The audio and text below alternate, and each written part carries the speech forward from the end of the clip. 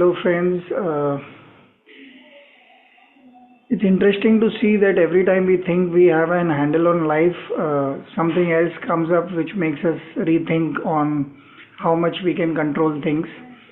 Uh, One particular age group that I remember is the teenage, when you start being a teenager and you start thinking that, oh, now I have the power, I can do anything, and there were a lot of things I wasn't allowed as a kid.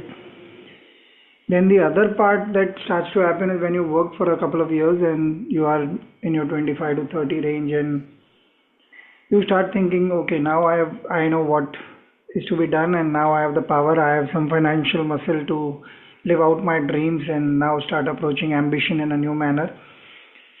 And then you find that there are basic things that you don't know, and there are other people who are experienced, and then they are doing something, and then they are telling you something, and you are not the senior most in the area that you are operating. And again, those questions start coming up. I find it's very fascinating, like, while you do not know something, you are very sure that there are certain things you know, and then you fall back upon them and say, okay, let's negotiate our way out of them. I have my friend Zehen, who's joining me today. Welcome, Zehen, to the show. Thank you so much. Hello, everyone. Uh, uh, so, one nice question popped up while I was introducing the Hmm. topic. Is this fake confidence?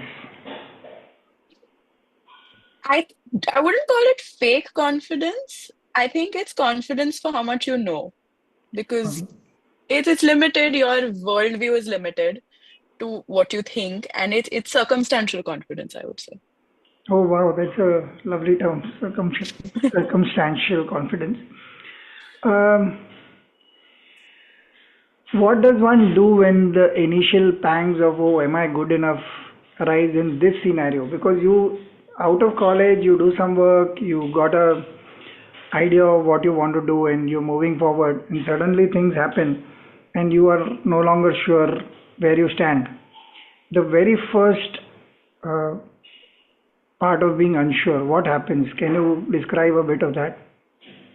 I mean, I think there's a phenomena called the imposter syndrome, and I think that beautifully encapsulates what you just said. And I think everybody at some point, it hits someone, everyone at some point. But the first initial bit is you go from, okay, I understand what I'm doing, and it could be the most minor set off. Like you can literally see a post maybe on LinkedIn of someone else winning an award, and you suddenly sit with yourself, and then you're suddenly plummeted into a world of doubt. And that doubt, unfortunately, starts to then creep in every small sector of your life. So even if you're currently focusing on work and the setback is work, but you see somebody else and that creeps in, you start thinking, okay, work is one thing, but then my personal life, then my family life. But I haven't, when I was a kid and at 12 and 13, you think when you're 25 and 26 that you're going to be a grown up and you're going to have a house and you're going to have a car and you're going to have everything. It's only when you start coming to this age you realize कि हम तो adult है ही नहीं. Or you feel like that. You feel like people when you're younger at this age have it all together, and suddenly you're at this age and you don't really have it all together. So I I think can, that is the first feeling that at least I've experienced. I can tell you a secret. At my age also is still the same thing. Sometimes you wonder, why are you acting so kiddish about something? And you say you're a kid only, just that the body is overgrown itself in a few years, but you really do not know what you want. Uh, how do you tackle that being unsure? Because you spoke smilingly, but what you spoke was nuances about other aspects of life that also Yeah, start getting a little confusing. Because you have friends who complain that you are not available at all the of time that course. you were earlier. You have other relationships that are about to open up, but may not open up because your own work life is taking over everything else. Absolutely. Uh, Meanwhile, at work, nobody thinks that you are good enough. They think you're the junior most, or at least सीख जाएगी at some point. She will come Learning, around. yeah, like the stumbling blocks there And for you don't sure. want to be treated like that because finally you come out of everything. You finished your education. You want to be treated like an adult, but nobody seems to think that you are one. They Right. sometimes give you a lot of work to make you like to ensure that you do everything, but they don't perhaps respect the position that you come from. How do you go through these minor irritations in every aspect, and the longer nights when you are free and you do not know what to do now, like how are you going to break through in your professional life first? What are you going to do about the chaos in the personal life at that point of time? How did you particularly manage these things? So I think there's two answers or two aspects to this. One is there are certain nights where these doubts will creep up, and there's absolutely nothing that you can do about it except you sit with the feeling. Okay. Sometimes I think when you try to immediately act on it, it's a knee-jerk reaction. And you'll say, okay, I'm feeling like this. Okay, let me tomorrow morning I will start a new thing or I will start a new course or and you don't give yourself that time to certainly think it out. And then maybe when you just throw yourself into something 5 days later, you realize ye to mere liye tha hi nahi." That's one. So sometimes I think the way I have at least dealt with this, some nights when I'm extremely overwhelmed, I don't make plans and decisions. I sit with the feeling, I sit with where this is originating from.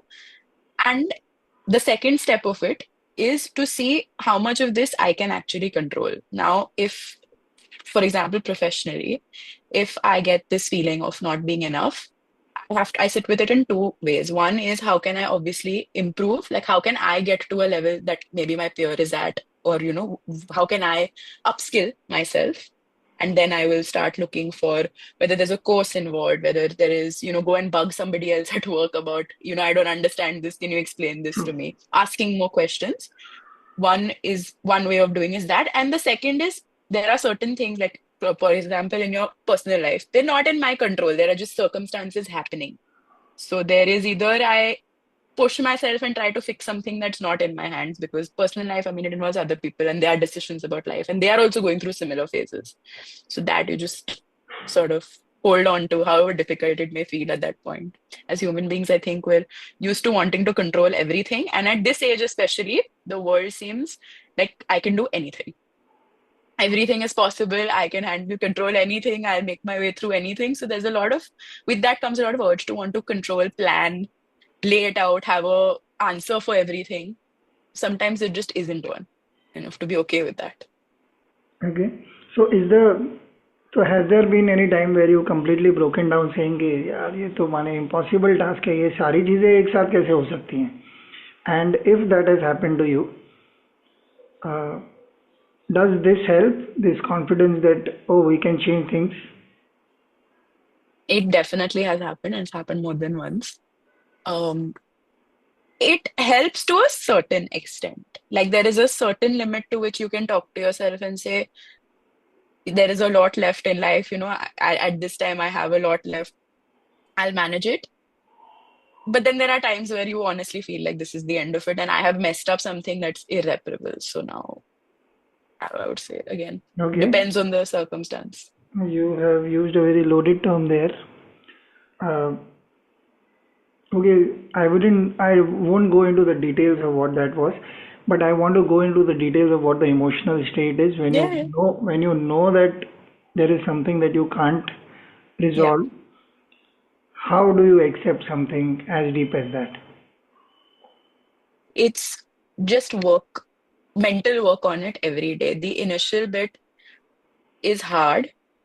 You go through a variety of emotions, whether that ranges from breaking down in public, crying, being angry, moody, irritable, and that sometimes that emotion, because if you can't control it, you start showing this emotion out on things you can control.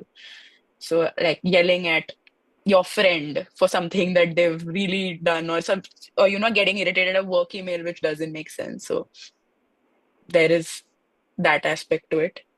Um, Sorry, can you repeat the question? I completely lost my No, train of I'm thought. saying, where does the tipping point for that acceptance come from? Tipping point for the except um it's a daily, like I think it depends on the situation and it depends on how sometimes you'll gain acceptance early, like in the first few days. For example, very small example is if you had a fight with somebody, as a close friend, you completely disagree with their behavior. For the first initial bit, you will get angry at them. Then you will question yourself that, oh, did I do something to set them off? Or why am I being treated this way? Eventually, you come to a decision that it's two people here. I have done my bit, and this is somebody choosing to either react or not react in the way that they are. So I think the best answer to this is time. The amount of time depends, but the more you sit with it, the more deep you go with your thoughts. Sometimes that can be dangerous also, because then you think way too much, and that is not helpful either. But that's the only way to come to acceptance, is you keep talking to yourself and you keep coming up with what helps me is I keep questioning myself. Like I keep coming up with why until I reach the end of a statement and I don't have an answer to a question. Okay. I'm presuming you're honest with yourself, because I find a lot of people do not seem to have the ability to ask the tough questions when they are talking to themselves as well. I try to be as honest as I can. I'll put it that way. Okay. Uh, Another thing that comes to me is, in the age group that you belong to right now, there is also a change of, there is a certain sense of maturity that is entering you. Uh, Hmm. you don't have a handle on. Well, you would want to think that, oh, I've understood this whole understand of gravitas. Oh, now I am there. And when adults are standing together and they're talking about something serious, they ought to take me seriously. I am getting it. And yet there is this Uh, there is this longing for what you've just left behind, where there was a bit of madness and saying, "चलो करते हैं अब देख लेते हैं." There is this whole bravado that youth has. Not that you're not young anymore, but there is a certain sense of maturity entering Of you. course. It is entering at its own pace. It doesn't allow you to decide the pace most times. Obviously, there are Right. extraordinary events that happen to us, and then those have their own compulsions that help us grow up. How do you deal with uh, not being taken seriously enough, or has there never been an issue for you? There definitely has been, more so, I think, like you mentioned earlier in the conversation, at the workplace. Um, because you think, oh, अब मैंने degree कर लिया, मैंने पढ़ लिया है, or I've read 4 books, now I know the answer to your questions. But obviously, then there are seniors standing in that circle who've let alone read what's in those books, but actually lived real life experiences and gone through it for years. And so there is that.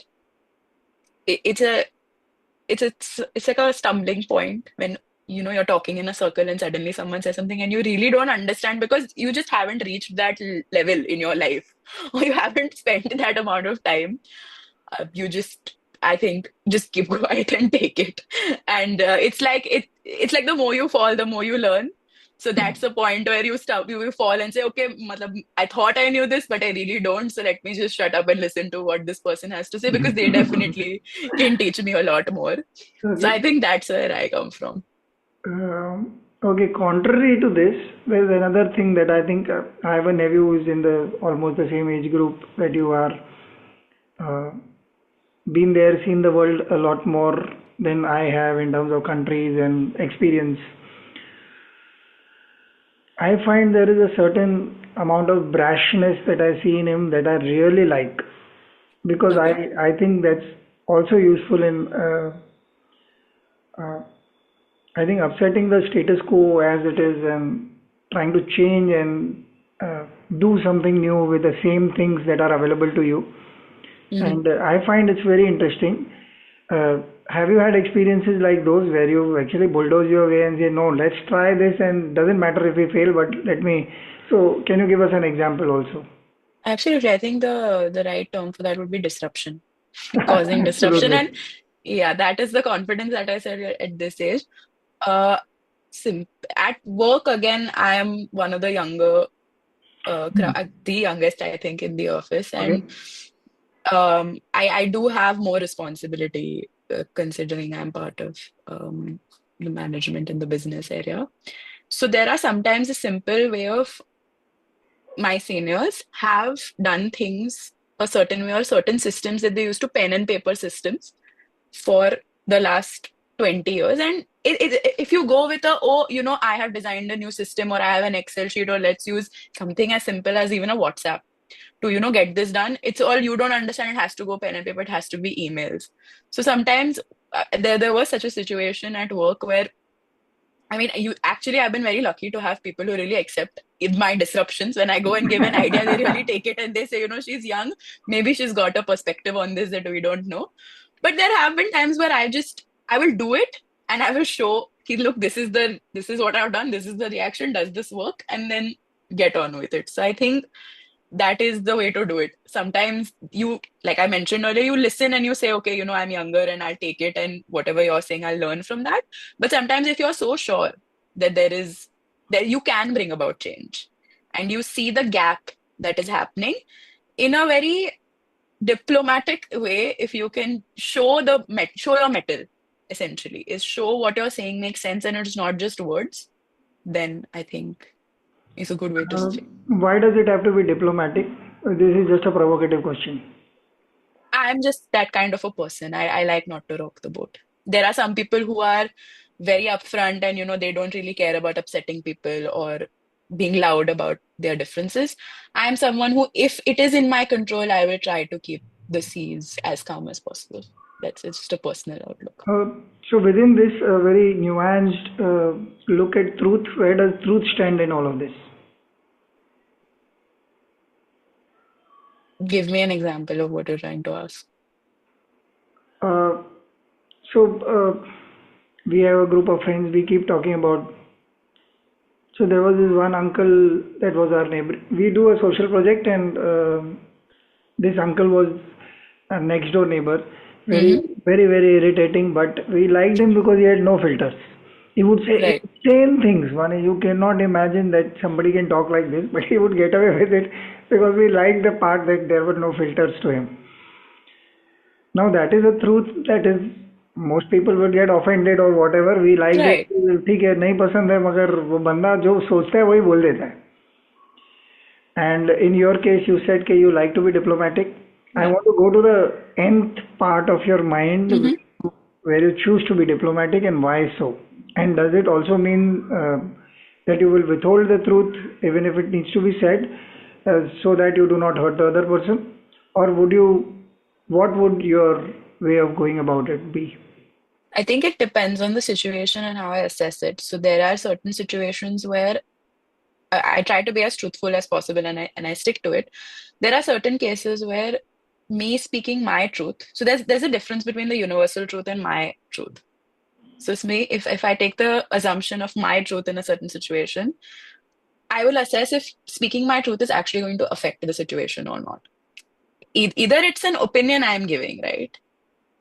Then it depends if it's a friend or something like that, then yeah, of course, even though I like to be diplomatic, there are many a times I will go sit down with a friend. I maybe not yell about it or make a joke, or I'll frame it in such a way where it's me sitting down and sharing my opinion and show my truth in that sense. But it really depends on the situation. It's diplomacy doesn't essentially have to be covering up the truth. It's just a way of presenting it, I think. Okay. No, I'm actually wanting to know uh, what is your reason that you would do this? If you were to think of any episode that has happened to you without narrating the episode, I would want to know where is the mind space that you are operating from. It's actually something that I learned when I was very young. I saw the movie Bambi, and there's a line in Bambi that says, if you can't say anything nice, then simply don't say anything at all. And I, for some reason, as a kid, really caught on to that statement. And in the early part of my childhood, again, without getting into details, I went through a serious bout of bullying and unfortunate, like emotional experiences. And that sentiment just became stronger for me, where I said that these values or these small things that we watch in cartoons actually they do make a difference. So for me, even till date, I will think of that line every time I'm in a irritable situation where it's at the tip of my tongue where I want to be mean to somebody. I'll take a step back and assess whether it's actually going to help the situation or it's just a way of me word vomiting. So that is from where my diplomacy comes. That line really stayed in my head. But I'm presuming if the truth matters to you in that situation, then you would, like you said, you would find a way to communicate it because it matters. Absolutely. Absolutely. Again, it's the situation and it is how receptive I think the person would be also, or that my relationship with the person that I'm sharing. this with. I can be in a room of new people and there's a conversation going on. I will give my 2 cents. Somebody on the other end is getting extremely aggressive about their point of view. I'll assess how much does me arguing here help or Right. change anything. If it does, I will go ahead and lay it out. I never like try not to raise my voice, and try not to be brash about it and just use words like this is my opinion or this is my experience to try and personalize the opinion that I'm giving. But on the same hand, if I feel like there is no point of indulging in this conversation or giving my 2 cents, I'll just say, agree to disagree and walk off. Yeah, yeah. It's not to say I will agree with them. I will make it known that I don't agree, but I don't want to discuss it further. Okay. Uh, I'm the question actually came from where you the truth does matter to you in that situation. It's obviously in a room full of strangers, it does not matter because it's just talking for the heck of talking. So whether you agree or disagree, it's still just one conversation. So Yeah. another thing that I want to ask you is, uh, one starts seeing relationships in a different manner, Yeah. whether romantic, whether family. It becomes a completely new person. As far as I remember, you sometimes you discover your family and say, "Oh, they existed. I didn't know this." But as a teenager, you are down a track which is your Yeah. own friends and own life. Uh, and then first few years of work, say 21 to 25, you are really caught up in figuring out what your job is. After that, you sometimes, when you're down with something or there is something that happens at the office, and then you discover your close friends, your family, uh, yeah, or romantic relationships, anyone close to Either way. you. So my question to you is, those demands are both enjoyable and difficult to live with because you are now on a path of ambition and this is who I am and I'm going to show the world. Uh, how do you deal with that and has it happened to you? What do you do in these tricky situations where others are demanding you to be you? So you will be there physically present, but sometimes you just can't be present because your mind is completely occupied with work or something else that is very important to you at that point of time. True. So I think like you mentioned when you were talking about this, you form your own relation. When you're younger, especially when it comes to your family, there are certain relationships your parents maintain for you, and you're just supposed to pick up the phone and wish them for a festival or in your family. At this age, you start, or at least that's been my experience, is you suddenly have had conversations with members in your family, and there are probably one or two that stick out because you can relate with them more, or they've been kinder to you, or they've offered you certain kind of advice, or you feel warmer with them. So I think the onus then gets shifted on you, and now that you're an adult, your mother or father is not going to sit and maintain that. It's up to you on how you want to take that forward. So I think for me, keeping this in mind, and of course close friends, you choose your close friends, so that is not similar to family. It's a I sometimes especially when I'm lost, if I will step out and ask my friends for something, and they will probably not even they will give me the advice, and they will expect that I fully understood. I have completely sometimes bypassed their advice, done what I wanted, and gone back crying to them. So there's that side to it as well. But in situations where obviously there are times where they need me, and my attention is one, and I can't give it to them. Uh, if I can give it to them, I will do whatever is in my power to sit there, be present. Most times, if I'm not able to be present, I'll tell them that, and then the onus is on me of telling them that this doesn't mean that I don't want to be there or that my affection towards you is any lesser. It's just that simply right now my brain is occupied. And even if I sit down with you to have this conversation, you won't get the real me because there just isn't me to give you right now. And I have been lucky enough to have a good circle of friends and even my family who understand this and they respect it and they give me that time because I do circle back eventually. So if I can't deal with or if I can't be myself with you right now, 3 days later when that topic that has was niggling my mind has settled and it does with everyone, then I will pick up the phone and say, we had this conversation. Now that I got the time to think about it, this is what I feel. Unless, of course, it's a pressing situation with a family member or a friend, then it depends. But yeah, circling back to it is my way of doing it. Uh, since this is the values workshop, I would want to say that it is the basic respect that is due to everyone who is trying to be in Absolutely. touch with you. And that kind of value, one would even accord strangers at times if there is an important topic being discussed, obviously. Uh, at your age, what role does silence play? I don't know if it's an age thing or a Okay, personality thing. since we've spoken earlier on the podcast at different times, uh, as a person, what role does silence play in your life? To me, it's extremely important. Um, Silence, again, in different forms. Sometimes, whether it's like we mentioned earlier during this podcast, being silent in a situation, that form of silence is where I choose to voice my opinion, not voice my opinion, or give that space. So that silence is important to me. And taking a lot of time for myself and sitting in silence to deal with the pressures of my current life is important to me. I am not somebody who can step out and solve my thoughts in noise. There are a lot of people who can, and a lot of people who function better when they are in a group of people or they have a bunch of people helping them out. I'm just the sort of person who needs to distance and go in my cocoon, so to speak, and think about things, deliberate.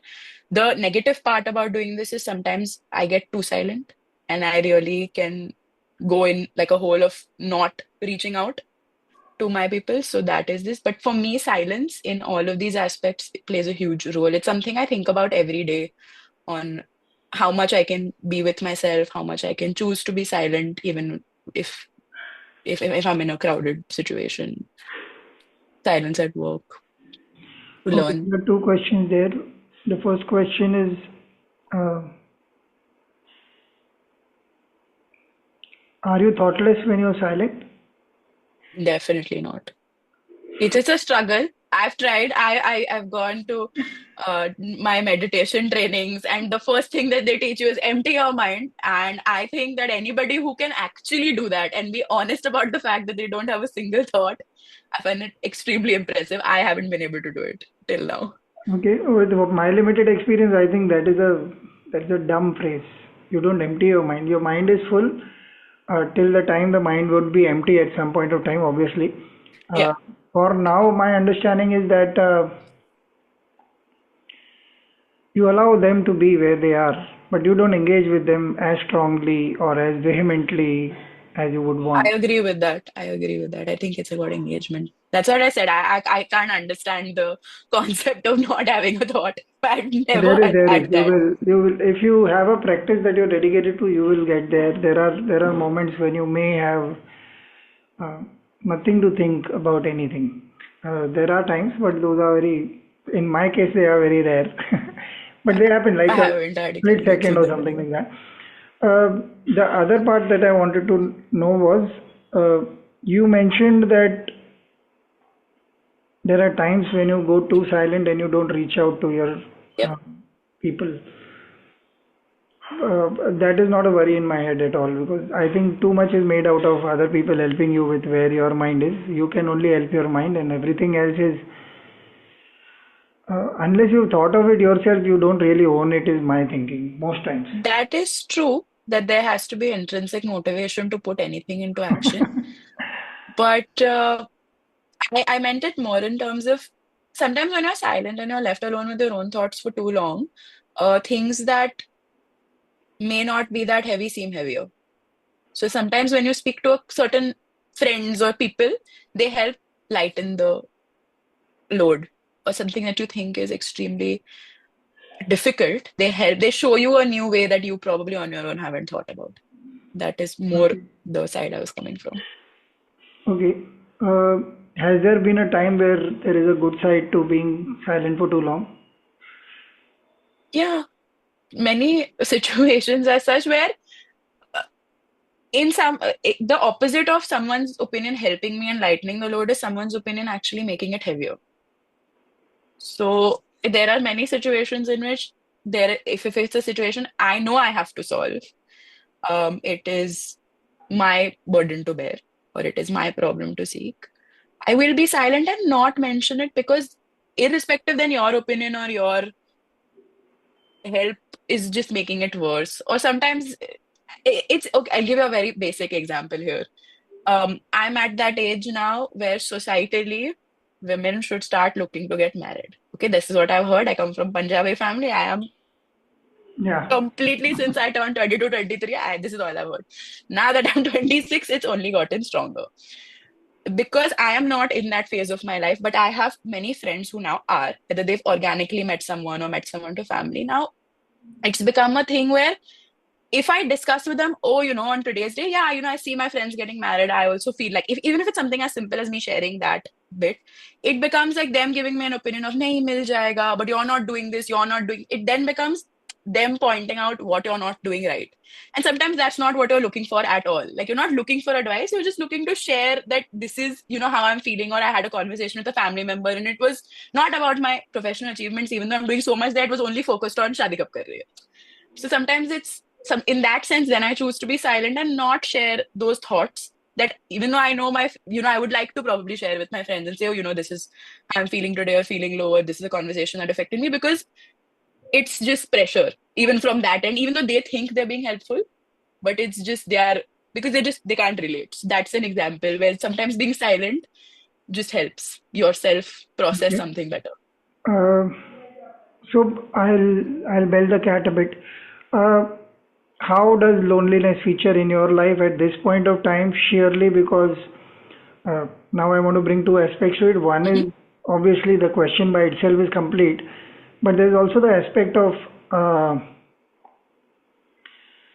social media, which gives us the idea Hmm. that we are in touch with everyone and there is something happening in our lives. You're watching something or you're watching a series on Netflix or something which is very interesting. You think you are engaged, but there is this whole sense of, oh, for whatever the reason of companionship that one is Hmm. seeking, but it is there at the back of your mind. Also, some part of it will be that everybody is nagging you and they're saying, oh, this is the age and this is the Right. right age and this will happen, that will happen. All of that apart. Hmm. Just the fact of human reaching out to somebody who kind of understands you or you want to Hmm. spend some time. How do you deal with loneliness and how serious is it uh, in your head about yourself and your age group in general?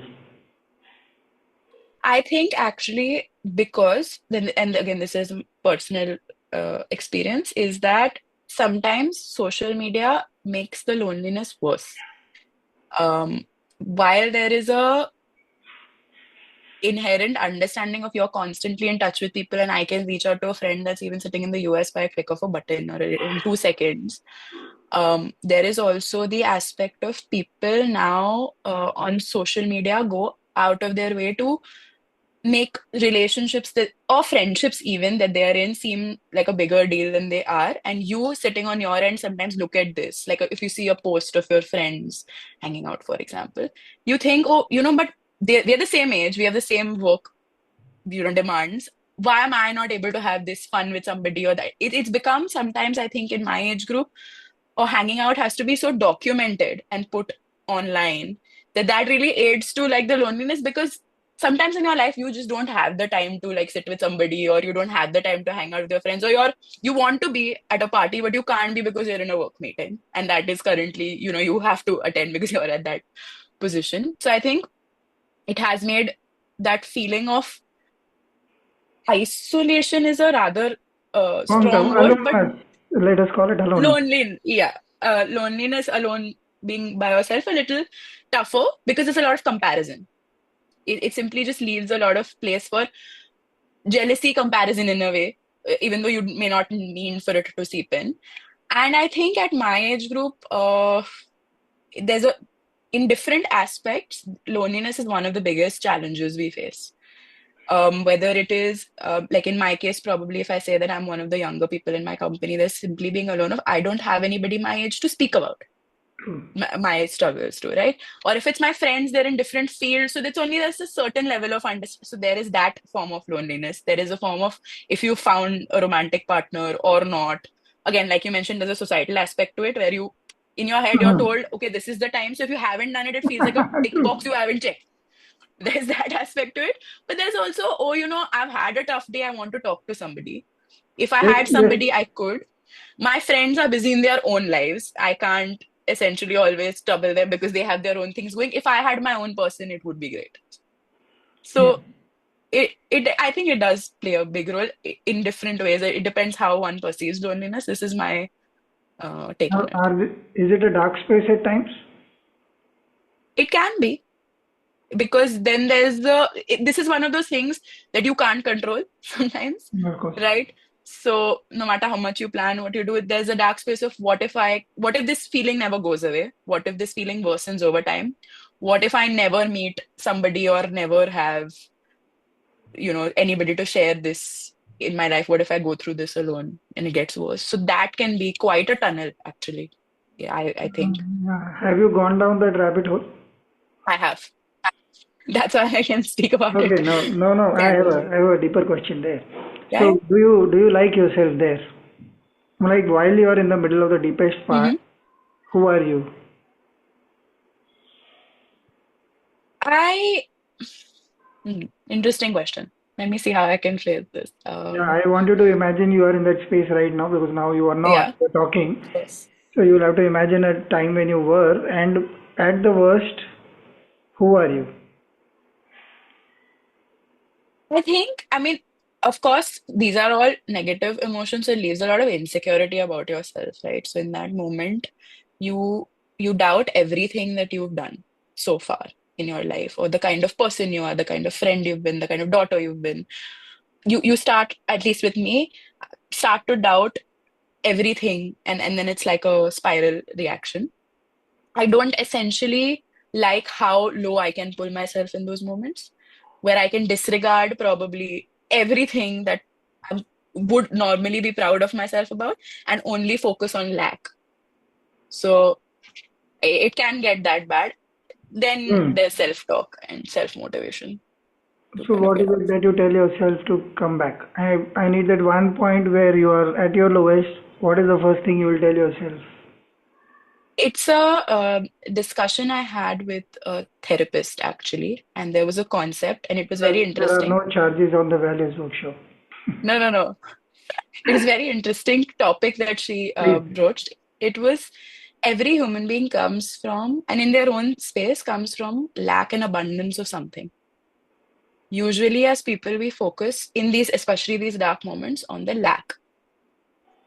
It's if at that point you can even give yourself one reason of, oh, say for example, I've had strained personal relationships, and that is my lack, and that is my rabbit hole currently.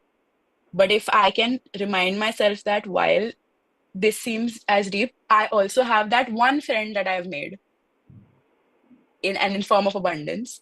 It's a way of debating with yourself that everything is not always black. There is some white to it. Like it's bringing yourself out of constantly focus on what you don't have by reminding yourself of the certain things that you do have. Okay. Suppose you really don't have anything at that point of time, what would you be? I've not come across that issue as of yet because it's something as small as I have a roof over my head. It's or I spoke to my mom this morning, or smallest thing that you can possibly think of. It really, it sounds minuscule, but in that moment you're so engulfed with negative thoughts that you look for a ray of hope. So if you can give yourself even that much, it helps. At least it's helped me. Uh, okay, we shall speak off the podcast on this Yeah. because it will get into a different space altogether. Yeah. Uh, how are you placed right now overall, with all things considered? Uh, how is the growing up coming across for you at different times? I think I don't know if there's a one way to answer this. It's interesting. It's a lot of, I never realized that everything looks shiny from the outside.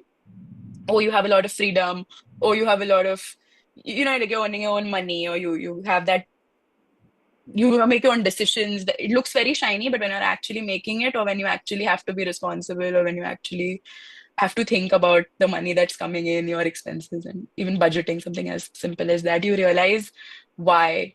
the adults have been stressed all of your life and why being a kid was easier and why they used to tell you, "You don't grow up too soon or don't want." As a kid, you want to grow up, you want to be 18, 19, and you think there's a party. Unless once you reach, it's not. So, of course, there is that. It's not, I wouldn't call it a harsh realization, but there is a realization of this entails a lot more. Growing up entails a lot more than just the shiny side of it. And it comes up in day-to-day events also. So it's a mixed bag. Some days I feel really positive about, I feel really good about, yeah, I'm in this generation, an independent woman. I can take care of myself and take care of my mom. And then there are some days where I'm like, I don't want to do any of this. I want to go back to college and I want to give an exam. I don't want to sit in a meeting. Like that was easier than showing up here. So it's a mixed bag. That's, I would say, good days, bad days. Do you love yourself? I do now, yes. Oh, lovely. Uh, if you were to give a piece of advice Hmm. to your younger self at this point of time, Hmm. something that you learned in your recent uh, past, like the last two, three Hmm. years, Yeah. uh, what is it that you would tell your younger self? Uh, talk when it hurts. When, Sorry, come like again? when talk when it hurts. There when I was younger, there was a bandage feeling in terms of if something's happening, it's okay, I'll deal with it, it'll be okay. I used to never voice, oh, I'm feeling this way or this. Or like we were discussing earlier, opinions. I would never say anything. I would not even try to put it in a nice way. I would just not say anything. So I think the recent bit is talk. Find your way on how you want to talk, how you want to present it, who you want to talk to also, but talk and get your point across because it matters. That is the advice I'd give my. Wonderful. I don't want to ask too many questions and spoil it further. You've been a wonderful guest to have, and you've answered with a lot of uh, vibrance as much as depth, and that is a good Thank you. combination to have on the podcast. Sometimes I think it gets too serious, so thank you for that. These these are topics that can get very deep if they are things you haven't thought about before, especially. Yeah, but the idea is I've been trying to. So I was talking to somebody this morning, and I was telling her that the insights are the entry point to each podcast. So I need to have an insight that kind of works for me at that point of time. So I am Right. very sure that it will work for you because it's a real thing. I am not creating something so that we have a good conversation. Right.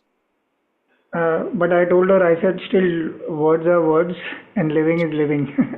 So, however good they are, the only thing that I'm happy about is that these insights, so getting a Zehen to talk, so on the surface of it, looking at your social media or whatever little bit I seem to know of you, uh, oh, there is so much glamour, there is so much, it's like any other young person's profile that you're looking at and Absolutely. things are happening. There is no depth that you can, obviously, you cannot see that, and unless one You is close can't, to yeah. somebody.